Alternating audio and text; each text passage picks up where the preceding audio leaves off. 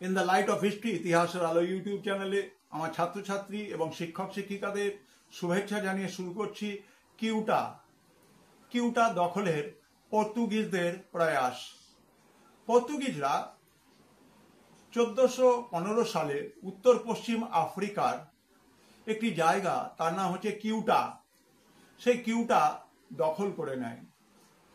এই সময় পর্তুগালের কিউটা দখলের লক্ষ্য ছিল সম্পদশালী এবং বিশাল মুসলমান অধ্যুষিত উত্তর পশ্চিম আফ্রিকার উপরে নিজেদের ক্ষমতা তৈরি করা। এই প্রসঙ্গে পর্তুগালের রাজা প্রথম জন এর ছেলে চতুর্থ প্রিন্স হেনরি বা যুবরাজ হেনরি 1394 সাল থেকে শুরু করে 1460 সাল পর্যন্ত কিউটা অধিকারে পর্তুগিজদের নেতৃত্ব দিয়েছিলেন।